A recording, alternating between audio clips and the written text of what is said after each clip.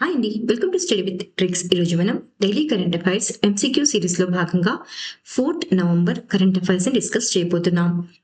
Which wetland in Bihar was declared a Ramsar site of international importance in 2025 and is known for being the state's first community reserve. 2025లో అంతర్జాతీయ ప్రాముఖ్యత కలిగిన Ramsar స్థలంగా ప్రకటించబడిన బీహార్లోని ఏ చిత్తడినేల ప్రాంతం రాష్ట్రంలోని మొదటి కమ్యూనిటీ రిజర్వ్ గా ప్రసిద్ధి చెందింది. సో ఈ కరెంట్ అఫైర్స్ ని మనం ఎన్విరాన్మెంట్ లో భాగంగా డిస్కస్ చేస్తున్నాం. అదే విధంగా రామ్సార్ సైట్స్ అనేటువంటిది చాలా ఇంపార్టెంట్ అండి. కాంపిటేటివ్ ఎగ్జామ్ లో ముఖ్యంగా గ్రూప్స్ ఎగ్జామ్ లో అడగడానికి ఛాన్స్ ఉన్న క్వశ్చన్ అనమాట. సో ఏ సరస్సు అంటే గోగాబిల్ సరస్సు. ఇది ఏ రాష్ట్రంలో ఉంది అంటే బీహార్ రాష్ట్రంలో ఉంది. బీహార్ రాష్ట్రంలోని కటిహార్ జిల్లాలో ఉన్న గోగాబిల్ సరస్సు 2025లో భారతదేశ ఎన్నవది అంటే 94ది. సో 94వ రామ్సార్ స్థలంగా గుర్తించబడింది. ఇది ట్రాన్స్ గంగా మైదానాల్లో ఏర్పడినటువంటి ఒక ఆక్స్పూరకమైన చిత్తడి నేల ప్రాంతం. ఈ సరస్సుకు ఉత్తర తూర్పున మహానంద నది మరియు దక్షిణంగా గంగా నదితో చుట్టబడి ఉంది. సో ఇది బీహార్లోని మొదటి కమ్యూనిటీ రిజర్వ్ గా గుర్తించబడింది. అంతేకాకుండా ఈ ప్రాంతంలో సిర్వా, అద్రా, ఛట్ వంటి సాంప్రదాయ పండుగలు జరుపుకుంటారు. ఇది బీహార్ యొక్క స్థానిక సంస్కృతిని ప్రతిబింబిస్తుంది. సో ఇక్కడ ఇంపార్టెంట్ పాయింట్స్ ఏమిటి అంటే ఏ రాష్ట్రంలో గుర్తించబడింది అంటే బీహార్ రాష్ట్రంలో. లేక్ పేరు ఏమిటి అంటే గోగాబిల్ లేక్. సో ఇది ఎన్నవ రామ్సార్ సైట్ అంటే 94th Ramsar site. Which rare white cat species considered the world's most threatened was recently spotted in white form for the first time in Spain's June mountains. ప్రపంచంలోనే అత్యంత ముప్పు పొంచి ఉన్నటువంటి అరుదైన అడవి పిల్లి జాతి ఏది? ఇటీవల స్పెయిన్లోని జాయిన్ పర్వతాలలో మొదటిసారిగా తెలుపు రంగులో కనిపించింది. సో ఇది న్యూస్ లో ఉందండి. చాలా ఇంపార్టెంట్ టాపిక్ ఇది. ఎన్విరాన్మెంట్ లో భాగంగా మనం దీనిని సబ్జెక్ట్ లో భాగంగా దీన్ని మనం ఇక్కడ డిస్కస్ చేస్తున్నాం. దాని పేరు ఏంటి అంటే ఐబీరియన్ లింక్స్. సో ఎప్పుడు అంటే అక్టోబర్లో వన్యప్రాణి ఫోటోగ్రాఫర్ అయినటువంటి ఆంజెల్ హిగ్డాలో ఏ దేశంలో అంటే స్పెయిన్ లోని ఏ పర్వతాలలో అంటే జాయిన్ పర్వతాలలో ప్రపంచంలోనే తొలిసారి కాబట్టి చాలా ఇంపార్టెంట్. వరల్డ్ ఫస్ట్ టైం అనమాట ఇది. తొలిసారిగా తెలుపు ఐబీరియన్ లింక్స్ చిత్రాన్ని తీయడం అంటే ఫోటోగ్రాఫ్ చేయడం జరిగింది. సో మీరు పిక్చర్ లో కానీ చూడొచ్చు దాని యొక్క ఫోటోగ్రాఫ్ ను. సో ఈ లింక్స్ పారాడినస్ అనేటువంటి శాస్త్రీయ నామంతో పిలువబడే ఈ జాతి ఫెలిడే కుటుంబానికి చెందుతుంది మరియు ఇది ప్రపంచంలోనే అత్యంత ప్రమాదంలో ఉన్నటువంటి అడవి పిల్లి జాతిగా పరిగణించబడుతుంది. సో ఇది తెలుపు రంగు ల్యూసిజం అనే పరిస్థితి వల్ల ఏర్పడుతుంది. సో ఈ ఐబీరియన్ లింక్స్ అనేటువంటిది దక్షిణ ఐబీరియన్ ద్వీపకల్పం ప్రాంతానికి ప్రత్యేకమైనది. అంతేకాకుండా స్పెయిన్, పోర్చుగల్ మరియు దక్షిణ ఫ్రాన్స్ లో ఎక్కువగా కనిపిస్తుంది. సో ఇది ఏ ప్రాంతాల్లో నివసిస్తుంది అంటే గడ్డి భూములు మరియు స్ట్రాబెర్రీ చెట్లు, మాస్టిక్ మరియు జునిపర్ వంటి దట్టమైన పొదలతో పాటు హోమ్ ఓక్ మరియు కార్క్ ఓక్ చెట్లతో కూడినటువంటి ఆవాసాలను ఇష్టపడుతుంది. సో ఇక్కడ ఏంటంటే ఇంపార్టెంట్ ఏంటంటే దాని పేరు అడుగుతారండి. ఐబీరియన్ లింక్స్ అనేటువంటిది వరల్డ్ లో ఫస్ట్ టైం ఫోటోగ్రాఫ్ అంటే దాని యొక్క ఇమేజ్ ని ఫోటోగ్రాఫ్ తీయడం జరిగింది. ఏ దేశంలో అంటే స్పెయిన్ దేశంలో. Which country is home to Silas SE, the company partnering with Axis Kids Technologies Limited to develop a vehicle-mounted counter-unmanned aerial system CUAS. వాహన ఆధారిత కౌంటర్ డ్రోన్ వ్యవస్థ అభివృద్ధి కోసం ఆక్సిస్ కిడ్స్ టెక్నాలజీస్ లిమిటెడ్తో భాగస్వామ్యం చేసిన సిలాస్ ఎస్ఏ అనే కంపెనీ ఈ దేశానికి చెందినది అంటే ఫ్రాన్స్ దేశానికి చెందినది. సో ఈ కరెంట్ అఫైర్స్ ని మనం సైన్స్ అండ్ టెక్నాలజీలో భాగంగా డిస్కస్ చేస్తున్నాం. ఒకేసారి సైన్స్ అండ్ టెక్నాలజీ సబ్జెక్ట్ ని చదవడం చాలా కష్టం అండి.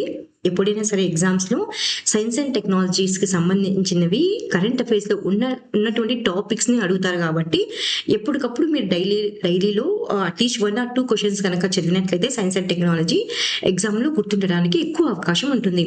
సో భారతదేశానికి చెందినటువంటి ఏ కంపెనీ? యాక్సికేట్స్ అనేటువంటి కంపెనీ ఫ్రాన్స్ చెందినటువంటి సిలాస్ అనే కంపెనీతో దేనికోసం భాగస్వామ్యం చేసుకున్నారు అంటే వాహన ఆధారిత కౌంటర్ డ్రోన్ వ్యవస్థ యొక్క అభివృద్ధి కోసం. సో ఈ సిలాస్ ఎస్ఏ అనేటువంటిది లేజర్ సాంకేతికతలలో నిపుణత కలిగినటువంటి ఫ్రాన్స్ కు చెందినటువంటి కంపెనీ. సో అక్టోబర్లో భారతదేశానికి చెందినటువంటి యాక్సిస్ కిడ్స్ టెక్నాలజీతో కలిసి భారత సాయుధ దళాల కోసం వాహన ఆధారిత కౌంటర్ డ్రోన్ వ్యవస్థను అభివృద్ధి చేయడానికి ఎంఓయూను కుదుర్చుకున్నారు.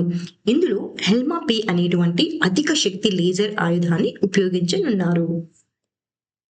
What is the name of the Indian Army's major drone and counter drone exercise conducted in the forward desert areas under the Southern Command in October 2025?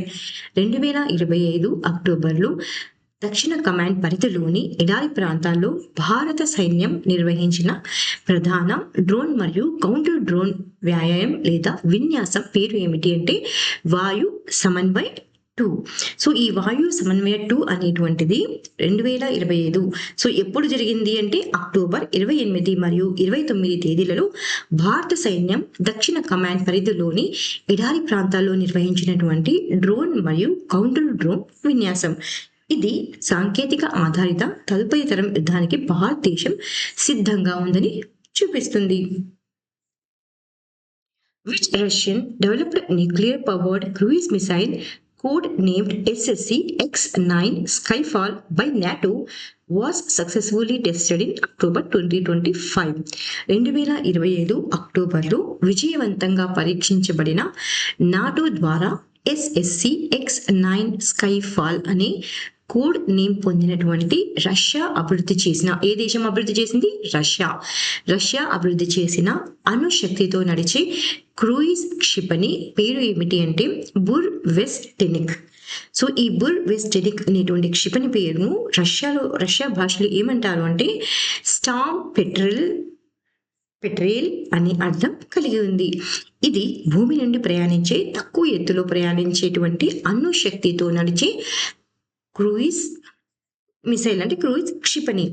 ఇది అణు వార్హెడ్ మోయగలదు మరియు చాలా దీర్ఘ పరిధి లక్ష్యాలను సాధించగలదు. సో దీనిని ఎప్పుడు అనౌన్స్ చేశారంటే 2018లో రష్యా అధ్యక్షుడు వ్లాదిమిర్ పుతిన్ ప్రకటించినటువంటి 6 వ్యూహాత్మక ఆయుధాలలో ఇది ఒకటి.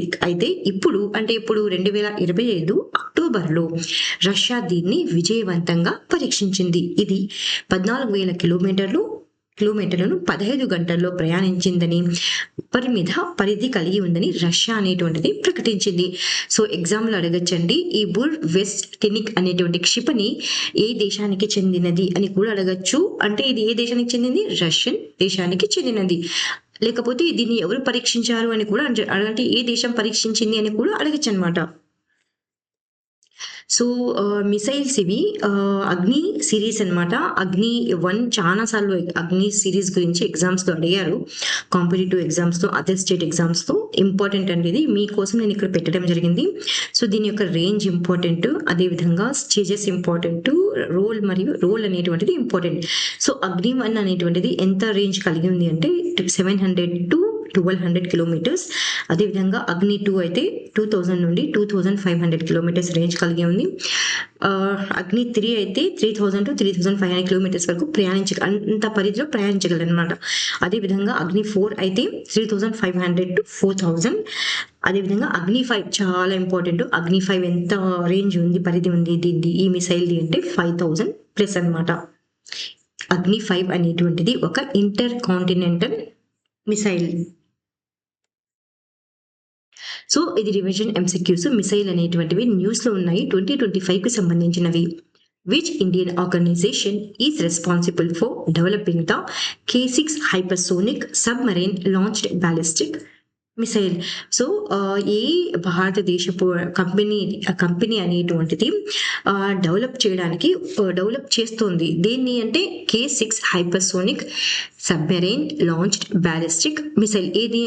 ఏ సంస్థ దీన్ని డెవలప్ చేస్తుంది? SLBM అంటే DRDO. Air LORA ballistic missile developed by which country? So air LORA ballistic missile అనేటువంటిది మిసైల్ను ఏ దేశం అనేటువంటిది అభివృద్ధి చేసింది అంటే Israel. Which two companies have partnered to develop India's first indigenous quantum secure satellite? So ఈ రెండు కంపెనీలు భాగస్వామ్యాన్ని కలిగి ఉన్నాయన్నమాట దీన్ని డెవలప్ చేయడానికి. సో భారతదేశపు మొదటి ఇండిజినియస్ క్వాంటమ్ సెక్యూర్ శాటిలైట్ ను అంటే స్పేస్ టీఎస్ మరియు synergy quantum. Which indigenous missile was successfully test fired by DRDO and the Indian Air Force from Su-30 Mk1 aircraft in Odisha. So ఈ స్వదేశీ యొక్క మిసైల్ ను సక్సెస్ఫుల్ గా టెస్ట్ చేయడం జరిగింది. ఎవరు అంటే డిఆర్డిఓ. ఎవరి కోసం అంటే ఇండియన్ ఎయిర్ ఫోర్స్ కోసం. దేని ద్వారా దీన్ని టెస్ట్ చేశారు అంటే Su-30 Mk1 ఎయిర్క్రాఫ్ట్. ఎక్కడ అంటే ఒడిస్సాలో. దాని పేరు ఏంటి అంటే మిసైల్ పేరు ఏంటి అంటే BBRAAM, beyond visual range air to air missile. India successfully conducted a high altitude test of the which missile system in Ladakh, destroying two high speed aerial target. So India అనేటువంటిది successful గా conduct చేసిందండి. ఒక high altitude test conduct చేయడం జరిగింది. ఎక్కడ అంటే లదాఖ్ లో అనమాట. దాని పేరు ఏం పేరు అంటే Akash prime missile. Which two indigenously develop ballistic missile did India successfully test fire from Odisha integrated test range on July 17, 2025. So ఈ రెండు స్వదేశీయంగా అభివృద్ధి చేసినటువంటి బ్యాలిస్టిక్ మిసైల్స్ ను భారతదేశం అనే సక్సెస్ఫుల్ గా టెస్ట్ చేసింది, పరీక్షించింది. ఎక్కడ నుండి? ఒరిస్సా ఇంటిగ్రేటెడ్ టెస్ట్ రేంజ్ నుండి. ఎప్పుడు? July 17th. ఆ మిసైల్స్ పేరు ఏమిటి అంటే పృథ్వీ 2 మరియు అగ్ని 1. Which missile system has India proposed to co-produce with the United States under the Make in India initiative? So ఈ మిసైల్ సిస్టమ్ ను ఇండియా అనేటువంటిది అభివృద్ధి చేయాలని చూస్తుంది అనమాట. అందుకని భారతదేశం అనేది ప్రపోజ్ చేసింది. ఎవరికి? యునైటెడ్ స్టేట్స్ కి. అండర్ మేకింగ్ ఇండియా ఇనిషియేటివ్ లో భాగంగా భారతదేశంలోనే దీన్ని ప్రొడ్యూస్ చేయాలి అని యుఎస్ కి ప్రపోజ్ చేయడం జరిగింది. దాని పేరు ఏంటి అంటే ఆ మిసైల్ సిస్టమ్ పేరు ఏంటి అంటే Javelin 80 GM anti tank guided missile. Which country developed the FP5 Flamingo long range cruise missile. ఏ దేశం అనేటువంటిది అభివృద్ధి చేసింది దేన్ని అంటే FP5 Flamingo long range cruise missile అంటే Ukraine. What is the name of the India's heaviest communication satellite launched by ISRO aboard the LVM-3M5 rocket from Sriharikota?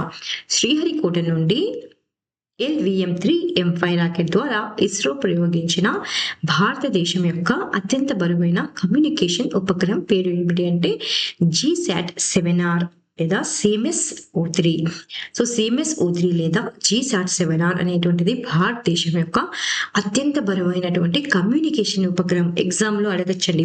CMS-3 లేదా GSAT-7R అనేటువంటిది ఏ రకమైనటువంటి ఉపగ్రహం అంటే కమ్యూనికేషన్ ఉపగ్రహం. దీని బరువు ఎంత అంటే 4410 కిలోగ్రాములు. సో ఎక్కడి నుంచి ప్రయోగించారు అంటే శ్రీహరికోట నుండి ఇస్రో ద్వారా LVM-3M5 రాకెట్ ద్వారా విజయవంతంగా ప్రయోగించబడింది. స్వదేశీ సాంకేతికతతో అభివృద్ధి చేయబడిన ఈ ఉపగ్రహం భూమి మరియు సముద్రంపై సురక్షితమైన అధిక ప్రమాణ కమ్యూనికేషన్ ను అందిస్తుంది. ఈ ఉపగ్రహం అనేటువంటిది మల్టీ బ్యాండ్ పేలోడ్లను అంటే కా బ్యాండ్ లో కలిగి ఉంది. ఇది 15 సంవత్సరాల మిషన్ జీవితకాలం మరియు GSAT-7 సిరీస్ లో అంటే భాగంగానే దీనిని తీసుకురావడం జరిగింది. సో ఇది రక్షణ, సముద్ర విపత్తు నిర్వహణ మరియు భవిష్యత్ తరాలకు 5G అవసరాలకు సేవలను అందిస్తుంది. సో భవిష్యత్తులో ఈ సేవలను అందించడం జరుగుతుంది. సో చాలా ఇంపార్టెంట్ అండి, దీనిని గుర్తుపెట్టుకోవడానికి ట్రై చేయండి. Which Indian company partnered with the US-based General Atomics Aeronautical System GAASI in October 2025 to manufacture medium altitude long endurance remotely piloted aircraft system for the Indian Armed Forces? 2025లో భారత సాయుధ దళాల కోసం medium altitude long endurance అంటే meal RPS అంటే remotely piloted aircraft system తయారీకి అమెరికాకు చెందిన GAASI సంస్థతో భాగస్వామ్యం చేసుకున్నటువంటి భారతీయ కంపెనీ ఏది అంటే లార్సన్ అండ్ టోబో. సో అక్టోబర్లో లార్సన్ అండ్ టూబ్రో సంస్థ అమెరికాకు చెందినటువంటి ఏ కంపెనీ అండి అంటే జనరల్ అటామిక్స్ ఏరోనాటికల్ సిస్టమ్స్ తో కలిసి వ్యూహాత్మక భాగస్వామ్యాన్ని కుదుర్చుకుంది. సో ఈ ఒప్పందం ప్రకారం ఏ మంత్రిత్వ శాఖ అంటే భారత రక్షణ మంత్రిత్వ శాఖ కోసం 87 మీల్ RPAS అంటే medium altitude long endurance remote piloted air craft system ను తయారు చేయనున్నారు. ఇవి MQ సిరీస్ డ్రోన్లలో భాగంగా ఉంటాయి మరియు భారతదేశం యొక్క నిఘా మరియు ఖచ్చితమైనటువంటి దాడి సామర్థ్యాలను మెరుగుపరచడంలో సహాయపడతాయి. ఈ ఒప్పందంలో L&T ప్రధాన బిడ్డర్గా వ్యవహరిస్తుంది మరియు GAESI సాంకేతిక భాగస్వామిగా వ్యవహరిస్తుంది. ఇది ఆత్మనిర్భర్ భారత్ లక్ష్యాన్ని ముందుకు తీసుకెళ్లే దశలో కీలక అడుగుగా చెప్పవచ్చు. Which Indian company secured 289 crore worth contracts from the Ministry of Defence in October 2025 to upgrade and modernize anti-drone systems?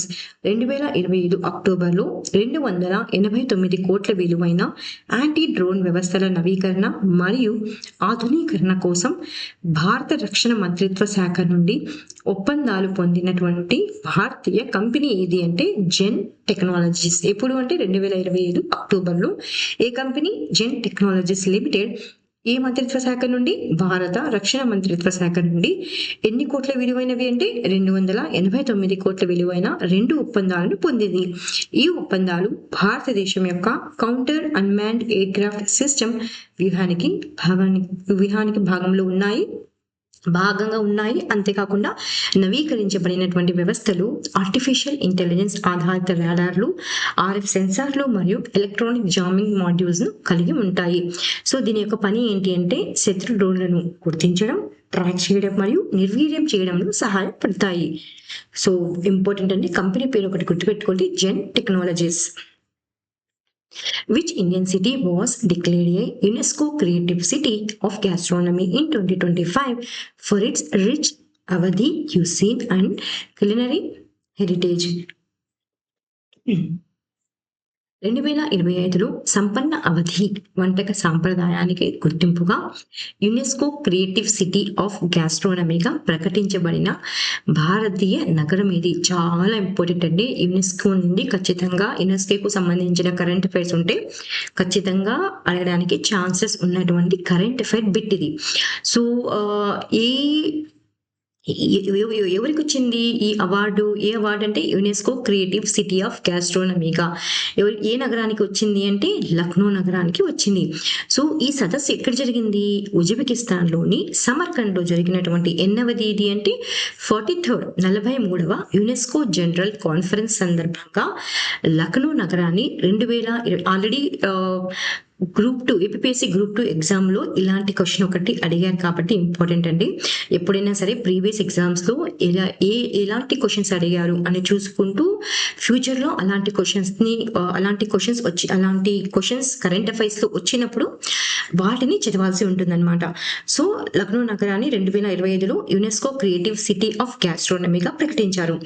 ఈ గుర్తింపు లక్నో యొక్క శతాబ్ద కాల పురాతన అవధి వంటక సాంప్రదాయాన్ని గౌరవిస్తుంది. ఇందులో గలౌటీ కబాబ్, బిర్యానీ, మలై కిలోరి వంటి ప్రసిద్ధ వంటకాలు ఉన్నాయి. లక్నో యొక్క వంటక సాంప్రదాయాన్ని సాంస్కృతిక దౌత్యం, స్థిరమైన పర్యాటకం మరియు క్రియేటివ్ ఎకానమీగా ప్రదర్శించారు. సో లక్నో ఇప్పుడు UNESCO creative cities network UCCN లో చేరింది. ఇది గ్యాస్ట్రోనమీ, సాహిత్యం, సంగీతం, డిజైన్ వంటి 7 సృజనాత్మక రంగాలలో 350 కంటే ఎక్కువ నగరాలను కలిగి ఉంది. సో ఇక్కడ లిస్ట్ ఇవ్వడం జరిగిందండి. ఇండియన్ సిటీస్ అనేటువంటివి ఏ గుర్తింపును పొందాయి అని. సో జైపూర్ అయితే ఏ గుర్తింపును పొందింది అంటే ఫేమస్ అండి. ఇది జైపూర్ అనేటువంటిది అండి క్రాఫ్ట్స్ అండ్ ఫోల్క్ ఆర్ట్. దానికి ఈ గుర్తింపు ఏ ఇయర్లో లభించింది అంటే 2015లో లభించింది. వారణాసి అయితే మ్యూజిక్ 2015లో ఈ గుర్తింపు లభించింది. చెన్నై మ్యూజిక్ ఫేమస్ అండి. సో 2017లో గుర్తింపు లభించింది. UCCN నుండి అదేవిధంగా ముంబై అయితే ఫిలిమ్స్కి 2019లో గుర్తింపు లభించింది. హైదరాబాద్ అయితే గ్యాస్ట్రోనమీ 2019లో గుర్తింపు లభించింది. శ్రీనగర్ అయితే క్రాఫ్ట్స్ అండ్ ఫోల్క్ ఆర్ట్స్ 2021లో ఈ గుర్తింపు లభించింది. కోజికోడ్ అనేటువంటిది లిటరేచర్కి ఫేమస్ కాబట్టి ఇక్కడ రికగ్నిషన్ లిటరేచర్కి సంబంధించి వచ్చింది. కోజికోడ్కి 2023లో గుర్తింపు అనేటువంటిది లభించింది. గ్వాలియర్ మ్యూజిక్ 2023లో గుర్తింపు లభించింది. లక్నో గ్యాస్ట్రోనమీ 2025లో ఈ గుర్తింపు అనేటువంటిది లభించింది. చాలా ఇంపార్టెంట్ అండి ఈ లిస్ట్ ఎక్కడైనా షార్ట్ నోట్స్ రాసుకోవడానికి ట్రై చేయండి. Which country won its maiden ICC Women's Cricket World Cup title in 2025 by defeating South Africa in the final? 2025లో దక్షిణాఫ్రికాను ఫైనల్లో ఓడించి ఐసీసీ మహిళల క్రికెట్ వరల్డ్ కప్ టైటిల్ను తొలిసారిగా గెలుచుకున్నటువంటి దేశం ఏంటి అంటే భారతదేశం. సో ఇది ఎక్కడ జరిగింది అంటే 2025 నవీ ముంబైలోని డాక్టర్ డివై పాటిల్ స్టేడియంలో జరిగినటువంటి ఫైనల్లో భారతదేశం 52 పరుగుల తేడాతో ఏ దేశాన్ని ఓడించింది అంటే దక్షిణాఫ్రికాను ఓడించి ఐసీసీ మహిళల క్రికెట్ వరల్డ్ కప్ను తొలిసారిగా గెలుచుకుంది. ఈ విజయం భారత మహిళల క్రికెట్ చరిత్రలో ఒక మైలురాయిగా నిలిచింది మరియు ప్రపంచ వేదికపై భారతదేశ శక్తిని చూపించింది. చాలా ఇంపార్టెంట్ అది. ఫస్ట్ టైం ఈ వరల్డ్ కప్ టైటిల్ని గెలుచుకోవడం జరిగింది ఉమెన్ క్రికెట్ టీం అనేటువంటిది. సో ఇక్కడ ICC women cricket world cup 2025 highlights అనేటువంటిది డీటెయిల్స్ ఇచ్చారనమాట. సో హోస్ట్ నేషన్ ఎవరు ఆతిథ్యం ఇచ్చారు అంటే ఇండియా మరియు శ్రీలంక. ఫైనల్ వెన్యూ ఎక్కడ అంటే డాక్టర్ డివై పాటిల్ స్టేడియం నవీ ముంబై. విన్నర్ వచ్చి ఇండియా. రన్నర్ అప్ ఎవరు అంటే south Africa. Margin of victory అంటే ఇండియా ఎన్ని రన్స్ తో గెలిచింది భారతదేశం అంటే 52 runs. Player of the match ఎవరు అంటే Shafali Varma. Player of the series ఎవరు అంటే దీప్తి శర్మ. కెప్టెన్ భారతదేశానికి కెప్టెన్ ఎవరు వివరించారంటే హర్మన్ ప్రీత్ కౌర్. సౌత్ ఆఫ్రికాకి కెప్టెన్ ఎవరు వివరించారంటే లారా వోల్వడట్. Which nationwide campaign launched by the Government of India in 2025 earned 3 Guinness World Records for Women's Health and Empowerment? 2025లో భారత ప్రభుత్వం ప్రారంభించిన మహిళల ఆరోగ్యం మరియు సాధికారత కోసం 3 గిన్నిస్ వరల్డ్ రికార్డులు సాధించిన దేశవ్యాప్తంగా నిర్వహించిన కార్యక్రమం పేరు ఏమిటి అంటే స్వస్థ్ నారీ సశక్త్ పరివార్ అభియాన్. సో ఎప్పుడు దీన్ని ప్రారంభించారంటే 2025 సెప్టెంబర్ 17న ప్రధానమంత్రి నరేంద్ర మోదీ గారు ప్రారంభించి అక్టోబర్ అంటే ఒక క్యాంపెయిన్ ప్రారంభించడం జరిగిందండి. సో ఎవరు ప్రారంభించారంటే మోదీ గారు ప్రారంభించారు సెప్టెంబర్ 17, 2025న. సో ఈ క్యాంపెయిన్ అనేటువంటిది ఎప్పుడు ముగిసింది అంటే అక్టోబర్ 2న ముగిసింది. స్వస్థ నారీ శక్తివంతమైన కుటుంబ అభియాన్ అంటే సశక్త్ పరివార్ అభియాన్ అనేటువంటిది మహిళలు మరియు పిల్లల ఆరోగ్యం మరియు సాధికారత కోసం దేశవ్యాప్తంగా నిర్వహించినటువంటి ఒక క్యాంపెయిన్ లేదా ఆరోగ్య కార్యక్రమం. ఇది ఆరోగ్య మరియు కుటుంబ సంక్షేమ మంత్రిత్వ శాఖ మరియు మహిళా మరియు శిశు అభివృద్ధి మంత్రిత్వ శాఖ 2 మంత్రిత్వ శాఖలు కలిసి ఈ కార్యక్రమాన్ని నిర్వహించాయన్నమాట. ఈ కార్యక్రమం అనేటువంటిది ఎన్ని రికార్డులు సాధించింది అంటే 3 గిన్నిస్ వరల్డ్ రికార్డులు సాధించింది. ఎందుకు సాధించింది అంటే ఒక నెలలోనే ఆరోగ్య ప్లాట్ఫామ్ పై అంటే ఒక హెల్త్ కి సంబంధించిన ప్లాట్ఫామ్ పై 3.21 కోట్ల మందికి పైగా నమోదవ్వడం జరిగింది. ఒక వారంలోనే బ్రెస్ట్ క్యాన్సర్ స్క్రీనింగ్ కోసం అత్యధికంగా నమోదుని చేసుకున్నారు. ఎంతమంది అంటే 9.94 లక్షల మందికి పైగా స్క్రీనింగ్ కోసం ఇక్కడ రిజిస్టర్ చేసుకోవడం జరిగిందనమాట. అంతేకాకుండా రాష్ట్ర స్థాయిలో ఒక వారంలోనే వైటల్ సైన్స్ స్క్రీనింగ్ కోసం నమోదు చేసుకున్నారు. ఎంతమంది అంటే 1.25 లక్షల మందికి పైగా. Which viral slang term pronounced 6-7 was named the 2025 Word of the Year by Dictionary.com for its popularity in Gen Z internet culture? Gen Z internet సంస్కృతిలో విపరీతంగా ప్రాచుర్యం పొందిన 6-7గా పిలువబడే ఈ పదాన్ని Dictionary.com ఎవరు అంటే Dictionary.com 2025 సంవత్సరపు పదంగా ప్రకటించింది అంటే 67. సో Dictionary.com అనేటువంటిది ఆశ్చర్యకరంగా ఎన్నవ నంబర్ అంటే 67 అనే పదాన్ని 2025 సంవత్సరపు పదంగా ప్రకటించింది. ఇది సంఖ్య అయినప్పటికీ 6-7గా పిలువబడుతుంది మరియు దీనికి స్థిరమైనటువంటి అర్థం లేదు. అయితే ఈ పదం జెన్ జెడ్ మరియు జెన్ ఆల్ఫా తరగతులలో సోషల్ మీడియా, గేమింగ్ ప్లాట్ఫామ్లు మరియు పాఠశాలలలో వైరల్ స్లాంగ్ గా ప్రాచుర్యం పొందింది. సో ఇది భావం, వైబ్ లేదా పంచ్ లైన్ గా ఉపయోగపడుతుంది. ఉపయోగించబడుతుంది. ఈ ఎంపిక డిజిటల్ సంస్కృతి మరియు మీమ్ ఆధారిత భాషా ఆధిపత్యాన్ని ప్రతిబింబిస్తుంది. సో 2025లో యువత వ్యక్తీకరణకు ఇది ఒక భాషా చిహ్నంగా మారింది కాబట్టి ఎక్కువ మంది ఈ నంబర్ని యూజ్ చేశారు కాబట్టి వీరు ఎవరు dictionary.com అనేటువంటి వారు 6/7ను 2025 సంవత్సరపు పదంగా ప్రకటించారు. సో MCQs లో వన్ లైనర్ క్వశ్చన్ అండి ఇవి. The India maritime week 2025. So India maritime week అనేటువంటిది ఆర్గనైజ్ చేశారనమాట. ఎవరు ఆర్గనైజ్ చేశారు అంటే ఇండియన్ పోర్ట్స్ అసోసియేషన్ అనేటువంటిది ఆర్గనైజ్ చేశారు. అదేవిధంగా ఎవరు ఆధిపత్యం దీనికి వహించారు అంటే ministry of ports, shipping and waterways. So ఇది ఎప్పటి నుంచి ఎప్పటి వరకు జరిగింది? ఏది ఇండియన్ మ్యారిటైమ్ వీక్ అనేటువంటిది అంటే October 27 నుండి 31 వరకు జరిగింది. ఎక్కడ అంటే Nesco exhibition centre in Mumbai, Maharashtra. So దీన్ని ఎవరు the event was inaugurated by. So ఎవరు ఈ ఈవెంట్ ఇనాగరేట్ చేశారంటే యూనియన్ మినిస్టర్ అమిత్ షా గారు ఇనాగరేట్ చేయడం జరిగింది. Ministry of home affairs, ministry of cooperation. So IMW అంటే ఇండియన్ మ్యారిటైమ్ వీక్ థీమ్ ఏంటి? ఈ సంవత్సరపు థీమ్ ఏంటి అంటే uniting oceans, one maritime vision. Prime minister Narendra Modi visited Gujarat on October 30th to 31st. So 30th and 31st 2025 to attend the Rashtriya Ekta Divas celebrations marking the 150th birth anniversary of Sardar Vallabhbhai Patel, Iron Man of India, in Ekta Nagar, Kevadia, Gujarat. During his visit, he inaugurated and laid the foundation stone of several development projects worth over 1,140 crore dedicated to the state. So Narendra Modi గారు గుజరాత్ను visit చేయడం జరిగింది. ఎప్పుడు visit చేశారు అంటే October 30th మరియు October 31st గుజరాత్లో ఉన్నారనమాట. So ఏ దివస్ సందర్భంగా అంటే రాష్ట్రీయ ఏకతా దివస్ సందర్భంగా. అంతేకాకుండా సర్దార్ వల్లభాయ్ పటేల్ యొక్క జన్మదినం సందర్భంగా. సో ఎన్నవ జయంతిని జరుపుకున్నారంటే 150th అనమాట. సో రాష్ట్రీయ ఏకతా దివస్ వేడుకల్లో పాల్గొనడానికి ప్రధానమంత్రి నరేంద్ర మోదీ గారు October 30 నుండి 30 వరకు గుజరాత్ సందర్శించారు. ఈ సందర్భంగా గుజరాత్ రాష్ట్రంలో మోదీ గారు 1,140 crore యొక్క ప్రాజెక్ట్స్ కు ఫౌండేషన్ వేయడం జరిగిందనమాట. ప్రారంభించారు అన్ని కోట్ల ప్రాజెక్ట్స్ ను ప్రారంభించడం జరిగింది. So an earthquake measuring 5.8 in magnitude struck Negros Island, Philippines recently. So ఇటీవల ఫిలిప్పైన్స్ దేశంలో 5.8 మ్యాగ్నిట్యూడ్ అనేటువంటి అర్త్క్వేక్ సంభవించడం జరిగింది. So the Asian youth games is a multi sport event organised by the Olympic council of Asia held in Manama, Bahrain. So Asian youth games అనేటువంటిది event ని ఎవరు organise చేశారంటే Olympic council of Asia అనేటువంటిది organise చేసింది. ఇది ఎక్కడ జరిగింది అంటే మనామా, బహ్రెయిన్ లో జరిగింది. ఎప్పటి నుంచి ఎప్పటి వరకు జరిగింది? ఏది అంటే ఏషియన్ యూత్ గేమ్స్. సో ఎప్పటి నుంచి ఎప్పటి వరకు జరిగింది అంటే 22nd October నుండి 31st October వరకు జరిగింది. ఇండియా అనేటువంటిది రికార్డ్ బ్రేకింగ్ పర్ఫార్మెన్స్ ని చూపించడం జరిగిందనమాట. బాగా పర్ఫామ్ చేసింది. సో ఎన్ని మెడల్స్ ని గెలుచుకుంది భారతదేశం అంటే 48 మెడల్స్ ని గెలుచుకుంది.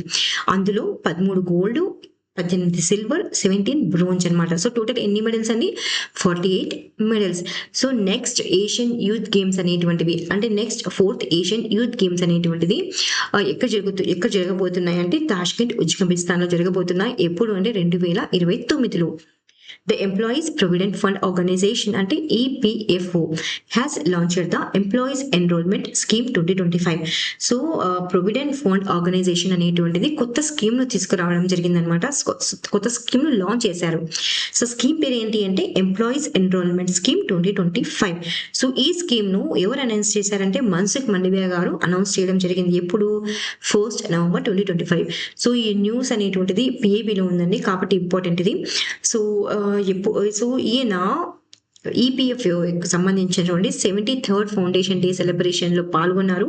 ఈ సెలబ్రేషన్స్ అనేటువంటి న్యూఢిల్లీలో జరిగాయి. ఆ సెలబ్రేషన్ సందర్భంగా 1st November మన్సుఖ్ మాండవీయ గారు ఏం చెప్పారంటే ఈ స్కీము ఎంప్లాయీస్ ఎన్రోల్మెంట్ స్కీమ్ ను లాంచ్ చేయబోతున్నారని చెప్పారనమాట. సో ఈ స్కీమ్స్ కు ఓపెన్ విండో ఎంత ఉంటుందంటే 6 months ఉంటుంది అనమాట. ఎప్పటి నుంచి ఎప్పటి వరకు అంటే 1st November 2025 నుండి 30th April 2026. సో ఈ మధ్య కాలంలో ఏ కంపెనీలు అయితే ఎంప్లాయర్స్ ఏ కంపెనీలు అయితే వారి యొక్క ఎంప్లాయీస్ను కవర్ చేయలేదు ఈపీఎఫ్లో, అంటే ఎప్పటి నుంచి ఎప్పటి వరకు అంటే 1st జూలై 2017 నుండి 31st అక్టోబర్ 2025 ఈ మధ్య కాలంలో ఎంప్లాయీస్ అనేటువంటి వారు మిస్ చేశారు. ఏదైనా ఎంప్లాయీస్ను ఈపీఎఫ్ కవరేజ్లో పెట్టకుండా మిస్ చేసింటారు కదా, వారిని ఇప్పుడు అంటే వారిని రిజిస్టర్ చేయొచ్చు అని ఈ స్కీమ్ ద్వారా పేర్కొనడం జరిగింది. సో ఇంపార్టెంట్ అయింది, బీబీలో ఉంది కాబట్టి ఒకసారి చూసుకోండి. సో రివిజన్ క్వశ్చన్స్ ఇవి, రివిజన్ ఎంసీక్యూస్. 2025 అక్టోబర్ 30 నుండి నవంబర్ 10 వరకు పశ్చిమ సరిహద్దు వెంబడి భారతదేశం నిర్వహించిన త్రిసేవల సైనిక వ్యాయామం లేదా విన్యాసం పేరు ఏమిటి అంటే విన్యాసం త్రిశూల్. 2025 అక్టోబర్లో బీపీసీఎల్ మరియు ఆయిల్ ఇండియా లిమిటెడ్ కలిసి గ్రీన్ ఫీల్డ్ రిఫైనరీ మరియు పెట్రోకెమికల్ కాంప్లెక్స్ ఏర్పాటు చేయనున్న భారత రాష్ట్రం ఏది అంటే ఆంధ్రప్రదేశ్. ఆర్బీఐ యొక్క 2024-25 విదేశీ బాధ్యతలు మరియు ఆస్తుల జనాభా లెక్కల ప్రకారం భారతదేశంలో అత్యధిక ఎఫ్డీఐ వాటాను కలిగి ఉన్నటువంటి దేశం ఏది అంటే అమెరికా. 2025 అక్టోబర్లో యూరప్లోని విజిల్జీనా టోర్నమెంట్లో తుది గ్రాండ్ మాస్టర్ నామ్ సాధించి భారతదేశ 90వ చెస్ గ్రాండ్ మాస్టర్గా ఎవరు గుర్తింపు పొందారు అంటే ఇలంపర్తి ఏఆర్. ప్రవైక్ డైనమిక్స్ అభివృద్ధి చేసిన ఏ ఎలక్ట్రిక్ టాక్టికల్ వాహనం 2025లో భారతదేశపు మొట్టమొదటి రక్షణ ఎలక్ట్రిక్ వాహనంగా ఆవిష్కరించబడింది అంటే వీర్ ఎలక్ట్రిక్ వెహికల్. 2025 అక్టోబర్లో పవర్ గ్రిడ్కు భారతదేశపు మొట్టమొదటి స్వదేశీయంగా తయారు చేసిన 220 kV mobile gas insulated switch gear వ్యవస్థను అందించిన కంపెనీ ఏది అంటే తొషిబా టిటిడిఐ. 2025 అక్టోబర్లో 53వ భారత ప్రధాన న్యాయమూర్తిగా ఎవరు నియమితులయ్యారు అంటే న్యాయమూర్తి సూర్యకాంత్ గారు. గ్లోబల్ ఫినాన్స్ మ్యాగజైన్ ద్వారా ప్రపంచంలోని ఉత్తమ వినియోగదారుల బ్యాంకు 2025 మరియు భారతదేశంలో ఉత్తమ బ్యాంకు 2025 విడుదలను పొందిన భారతీయ బ్యాంక్ ఏది అంటే state bank of India SBI. స్థానిక కళాకారులు, నేత కార్మికులు మరియు సంప్రదాయ పరిశ్రమలు ప్రోత్సహించేందుకు భారతీయ రైల్వేలు ప్రోత్సహిస్తున్న కొత్త ఆన్లైన్ స్టోర్ పేరు ఏమిటి అంటే ఆధార్. 2025 సెప్టెంబర్ 30 నాటికి భారతదేశం విద్యుత్ ఉత్పత్తి సామర్థ్యంలో సాధించిన ప్రధాన మైలురాయి ఏమిటి అంటే మొత్తం సామర్థ్యం ఎంతకి దాటింది అంటే 500 గిగావాట్ను దాటింది. ఇవి అంటే ఇవాల్టి current affairs questions. Please like, share and subscribe. Thank you so much for watching. Study with tricks.